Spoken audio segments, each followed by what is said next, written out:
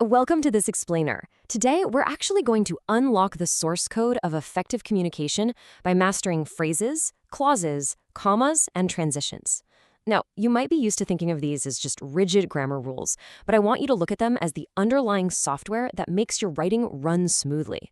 If you want to grab your reader's attention and lead them exactly where you want them to go, well, you are absolutely in the right place. So let's dive right in. Here is our quick roadmap for today. We'll start with our objective, level up writing. Then, clauses and phrases explained, placing commas correctly, connecting with varied transitions, the subject misconception trap, and finally, a quick check and recap. Okay, section 1, objective, level up writing. So the crucial takeaway right off the bat is this. By understanding these specific elements, you aren't just writing sentences anymore. You are actively controlling how your reader processes your ideas. You're literally in charge of the reading experience. When you know exactly how to build a sentence, when to tell the reader to pause, and how to seamlessly transition them to your next brilliant point, you instantly level up your writing. It's a total game changer. Moving on to section 2, clauses and phrases explained. Let's start with a clause. As defined by Merriam-Webster, a clause is simply a unit of language containing a subject that is given something to do. Essentially, it's a subject and a predicate. Take the rain stopped, for example. You have a subject, the rain, and it did something. It stopped. It's simple, it's clean, and it's a complete thought. But what's really fascinating is how quickly a clause can just change its entire identity. This brilliantly illustrates the difference between an independent and a dependent clause. We arrived early to the party is an independent clause, right? It stands completely on its own. But watch what happens when we add just one tiny word to the front, when. When we arrived early to the party, suddenly you're waiting for more. It's a dependent clause now. It completely leaves you hanging and needs more info to actually make sense. And that word when is part of a very special group of words known as subordinating conjunctions. Words like after, although, because, before, if, since, until.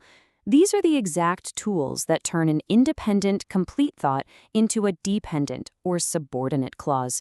The second you start a clause with one of these, you're signaling to your reader, hey, this is just background info. The main event is still coming. Now, you might be wondering, what if your background information doesn't actually have a subject and a verb? Well, then you've got a phrase.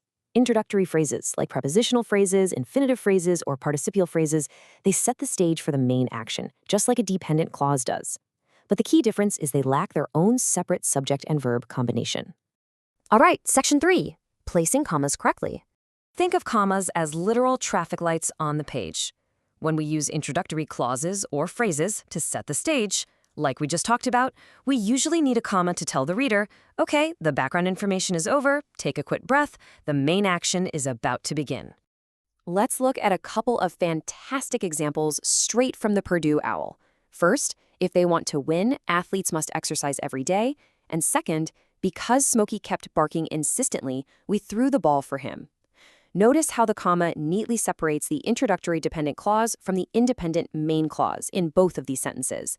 The comma acts like a visual hinge, perfectly connecting the setup to the payoff. As a general rule of thumb, if your introductory element provides background or creates a distinct pause before the main subject arrives, you should absolutely drop in a comma. This applies to introductory dependent clauses, long prepositional phrases, and introductory verbal or appositional phrases. It's all about making sure the reader doesn't stumble over your words. Let's hit section 4, connecting with varied transitions. According to the Las Positas College Reading and Writing Center, transitions, specifically transition words or conjunctive adverbs, are incredibly crucial for showing the logical connection between one idea and the next. Now, you shouldn't use them in every single sentence, but they're essential when you're changing direction, showing cause and effect, or bringing up a totally new idea. Words like therefore, however, consequently, and meanwhile act as clear signposts for your reader.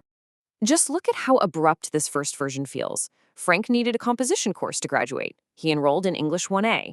It's kind of choppy, right? Now look at the second version. Frank needed a composition course. Therefore, he enrolled in English 1A. Adding that one simple transition word smoothly bridges the cause and the effect. It's a vastly better reading experience. And hey, punctuation here is super critical. When you use a transition word between two independent clauses, you actually have a couple of options. You can end the first sentence with a period, capitalize the transition word, and follow it with a comma. Or you can use a semicolon, a lowercase transition word, and a comma. But either way, notice that a comma always immediately follows the transition word itself to create that necessary pause. Up next, Section 5. The subject misconception trap. Take a really good look at this sentence from the Purdue Owl. Read it silently to yourself for a second. It's pretty long, right? Preparing and submitting his report to the committee for evaluation and possible publication, it feels like you should naturally pause right there and throw a comma before the word was. It really feels like an introductory phrase. But wait, here is our major misconception check. Do not separate the subject from the predicate. The trap here is that the entire long 13-word phrase at the beginning is actually a gerund phrase, functioning as the complete subject of the sentence. It isn't background information at all, it is the thing performing the action. And because it's the subject, no way is a comma allowed between it and the verb was. Always double-check if your long opening phrase is actually your main subject in disguise. Finally, Section 6, quick check and recap. Here is a sentence adapted from Merriam-Webster. Although the forecast calls for rain, we are going ahead with our plans for the hike. Think back to our subordinating conjunctions. Can you spot the dependent clause here? Where exactly does the background information end and the main action begin? Where should we put the comma? If you guessed right after the word rain, you absolutely nailed it. The comma goes there because although the forecast calls for rain is the introductory dependent clause, kicked off by that subordinating conjunction, although. It beautifully sets the stage for the independent main clause, we are going ahead with our plans for the hike. Let's do a super quick recap of our required concepts for today. First, build your sentences consciously by identifying clear clauses and phrases. Second, use commas as your traffic lights to properly punctuate those introductory elements and guide the reader's pace. And third, deploy appropriate and varied transitions as bridges to logically connect your independent thoughts. I want to leave you with this final provocative thought. How will mastering this grammatical source code change the way readers experience your writing? Remember, these aren't just arbitrary rules you're memorizing for some test. They are the exact powerful tools you use to craft a seamless, compelling journey for anyone who reads your work. Master the code, and you master the message. Keep practicing, and I'll catch you in the next explainer.